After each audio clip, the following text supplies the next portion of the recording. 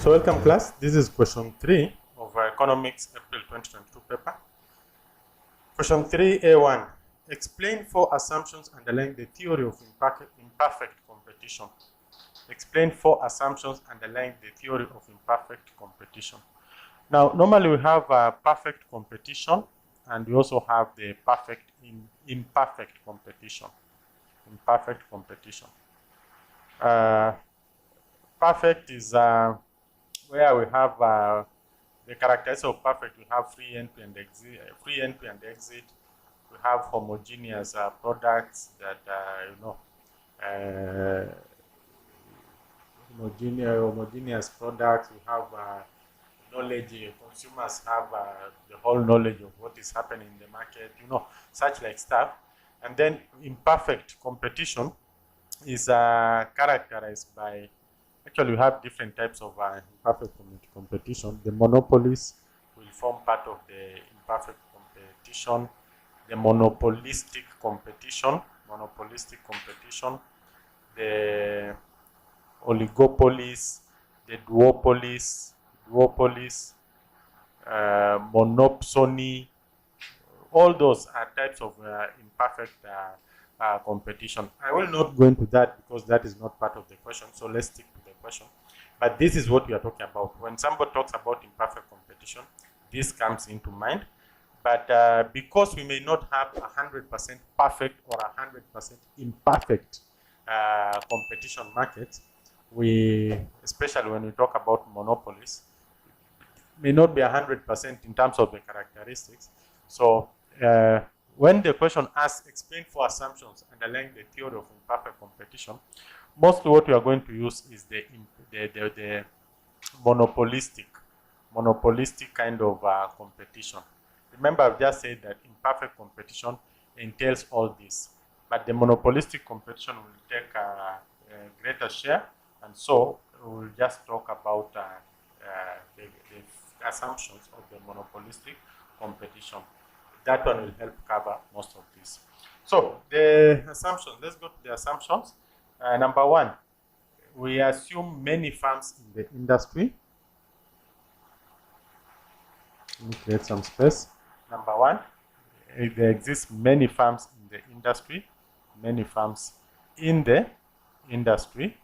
Just like in monopolistic competition, there are many firms in the industry, and the firms are producing almost similar goods, but they are different in terms of brands. They could be serving the same purpose, but they are different because they offer choices. So there are many firms in the industry. That's one of the assumptions. Each firm acts independently. That is very important. Each firm acts independently, and an individual seller can sell the quantity sold by the price it charges for its output. Independently, because each will have its own brand. And because each firm has its own brand, it can influence the quantity sold by the price it charges. Every firm acts independently, and because it has its brand, it can charge different prices, and so the prices will influence the quantity sold. That is very important. So many firms in the industry acting independently, and they can influence the quantity that they will be sold due to the price charges. Then number 2, we have many buyers. This is also an assumption underlying the theory of imperfect competition. There are many buyers, and each buyer acts independently, and no individual buyer by his actions can influence the market price of the goods being sold. No individual buyer by his actions can influence. So it means all this, there are many buyers that they act independently, and no single buyer can influence. That is very important. No single buyer by his own actions can influence the market price of the goods being sold. Again, that now makes it one of the assumptions of the imperfect market. Many buyers work independently, and no single buyer can influence the market price of the goods being sold. That is one of the assumptions.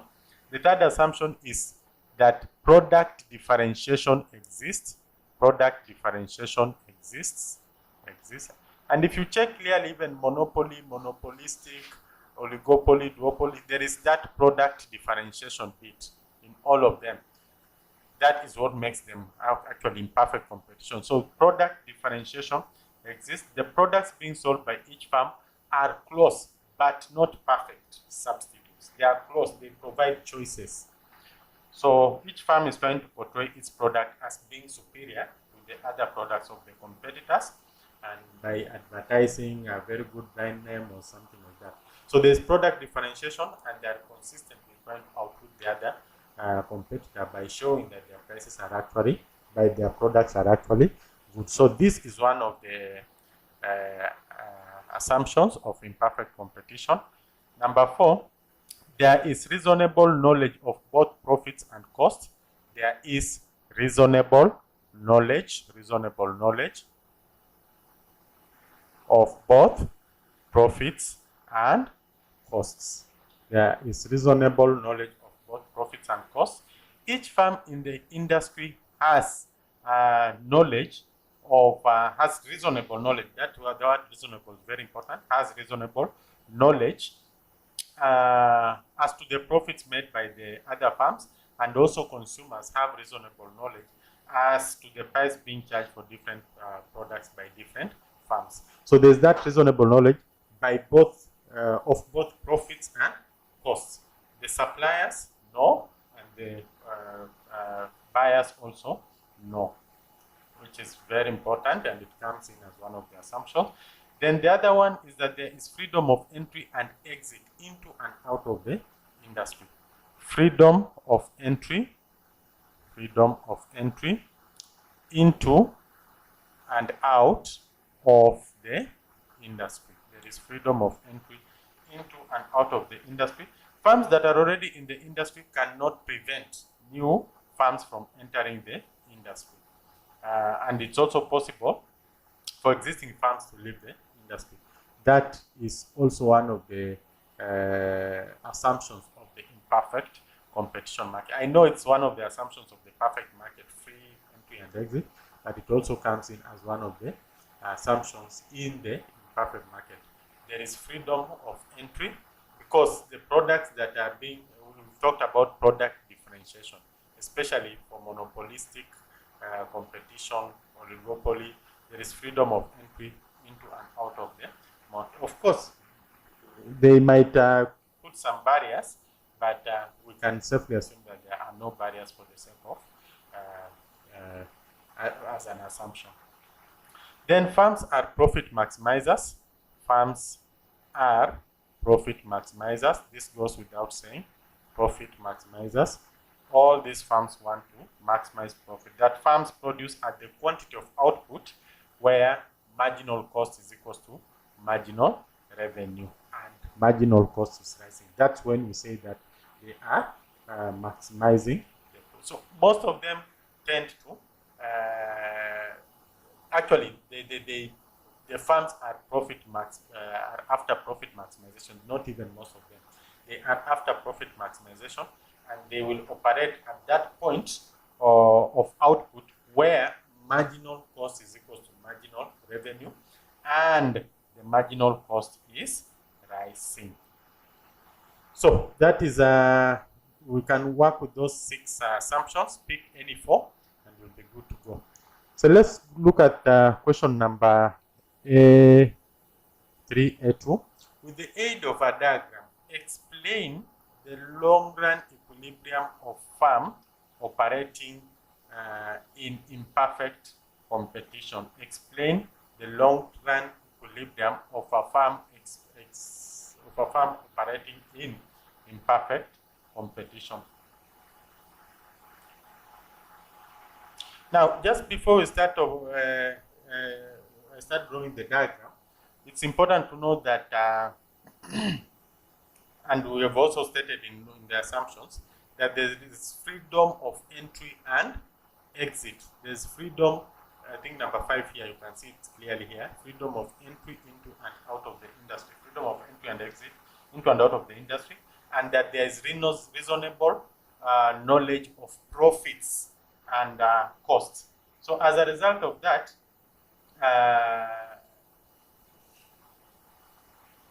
the firm cannot make supernormal profits, because if it tries to make supernormal profits, or if it's making supernormal profits, other entrants will come into the market. Everybody is after profit maximization. So the moment they realize one firm is making supernormal profit, they will come in and dilute that. Because there is no barriers to entry, like if we were to talk about monopoly strictly. So the new firms will enter the industry, resulting into increased industry supply, which will cause a decrease, or rather a reduction in the level of demand for each individual farm. We'll see, basically, if we were to plot something, we'll see the demand shifting from that level to the lower level, because they will, the other farms will also come in and join and dilute the demand. But that is not the point of interest. The point of interest in this question is this. Go straight to what is of interest to us.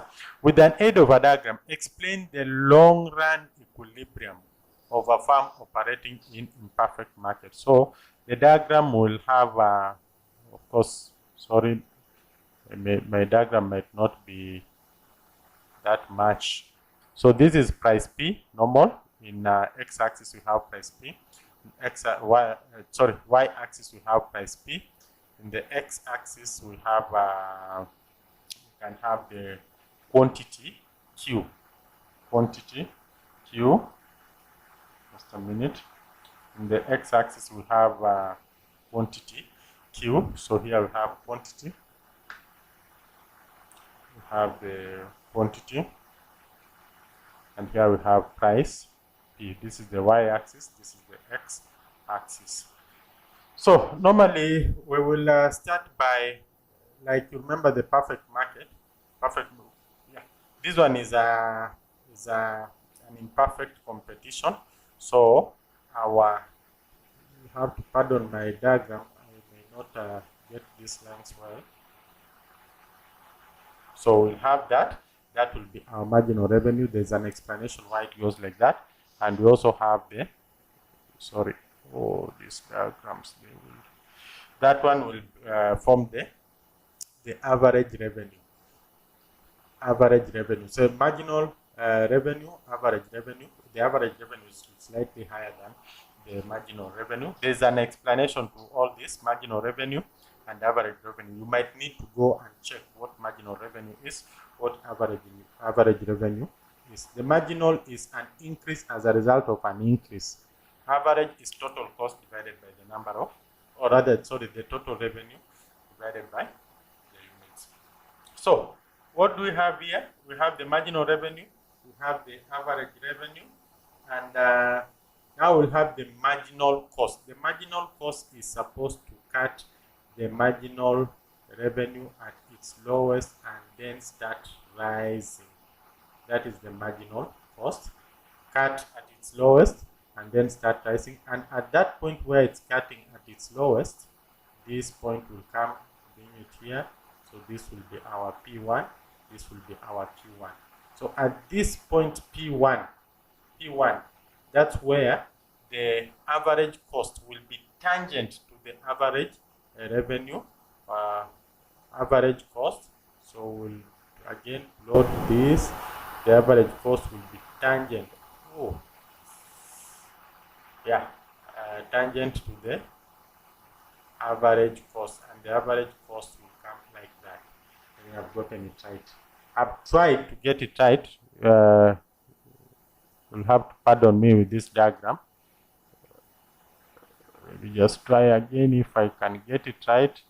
Yeah, something like that. But the marginal revenue should be at its, need to be very clear. There are rules for this game. It's not just plotting.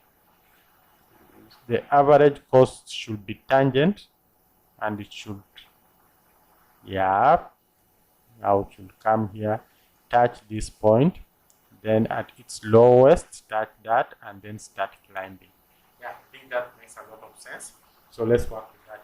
So I hope you can notice this point, notice that point, notice that point, and also this point. So these are the most critical points. This is MC, AC, AR, and MR. Those are the critical points. So let's call this point P. We can call this P1. This is Q1, the way we called it. And then we can call this point E. Let's call this point E. Let's call this point E. So like that. Okay, so let's try to draw some explanation for this. With the aid of a diagram, explain the long-run equilibrium of a firm operating in imperfect cost. So this is the diagram. Now let's come up with the explanation.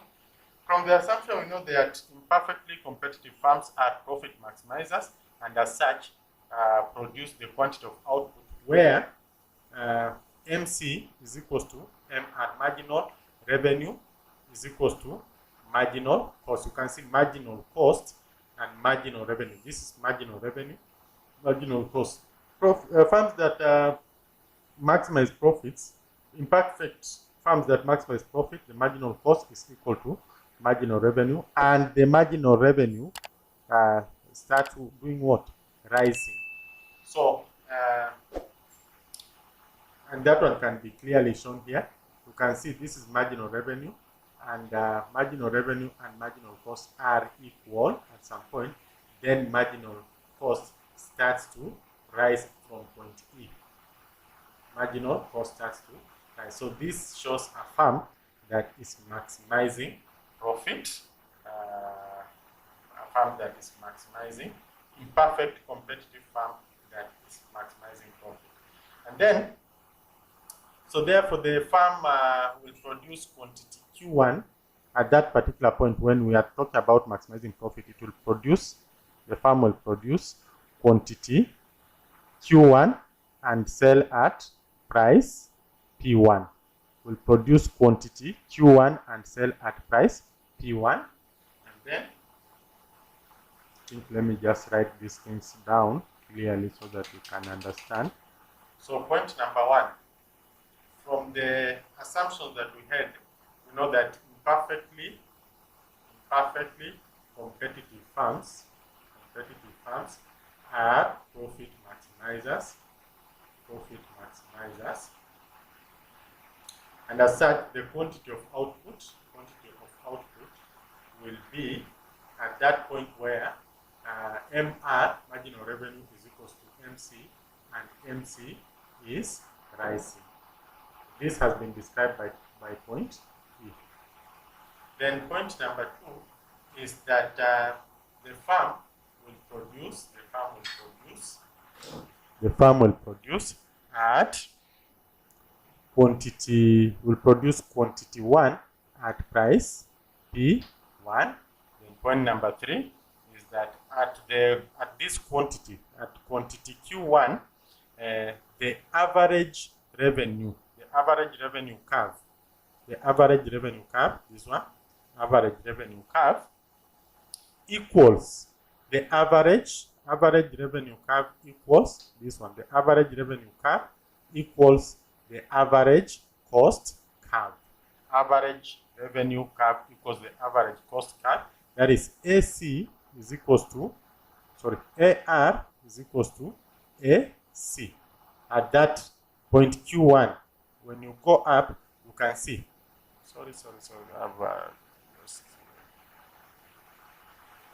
So I'll have to draw this again. Yeah. At this point, this is our point B. When you go up, you can see this is the point we are talking about.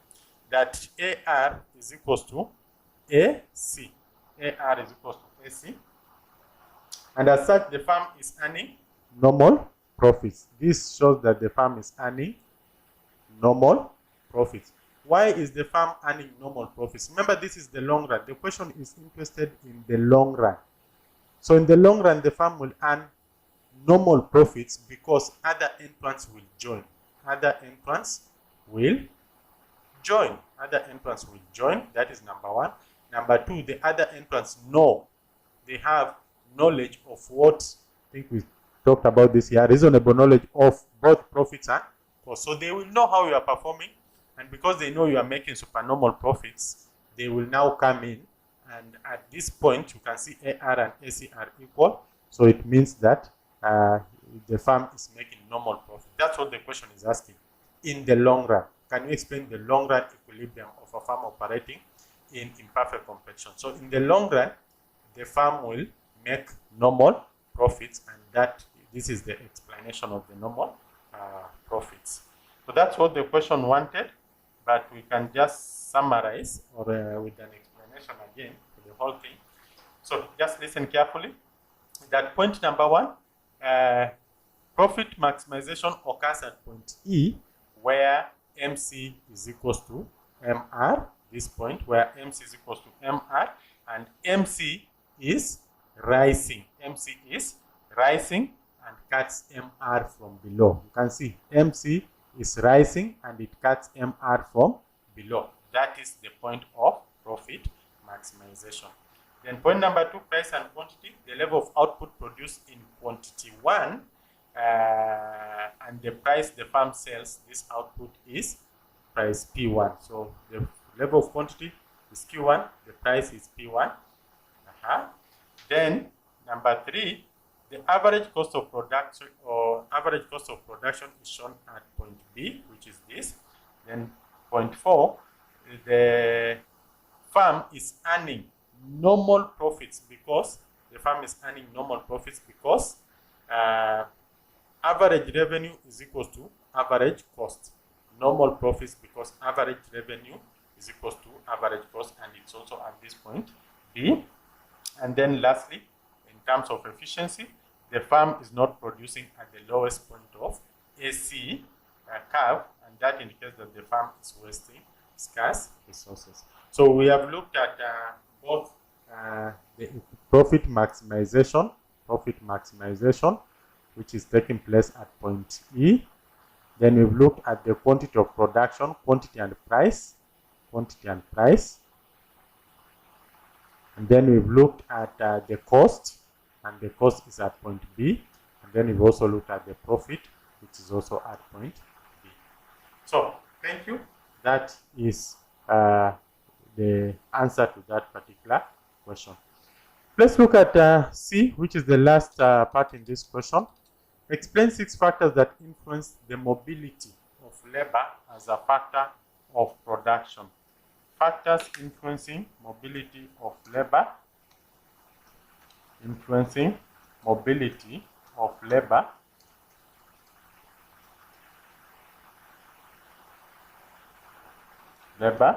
As a factor of production. So, 6 factors influencing mobility of labor as a factor of production. Now, mobility of labor, we have geographical. Mobility of labor is the ease with which labor can move from one place to another or within the ranks. And we are talking about, we could be talking about geographical mobility of labor. We could be talking about occupational mobility of labor, or just the general labor mobility, labor mobility. So there are so many factors that could influence the mobility of labor. Geographical is where the employees move from one place to another in search of, say, greener pastures. And then occupational, they move from one job to the other. Maybe you are an accountant and now you want to change to become a farmer or something like that. That is called mobility of the factors of production, the ease with which you can move or transition within the labor can transition. Labor is generally free. It can generally change location, you can move from one place to another. There are some other factors of production that can change, like land, that it lacks the mobility of labor. You cannot move from one place to another. But labor can easily be moved from one place to another. So the question is, 6 factors that influence the mobility of labor. So number 1, we can talk of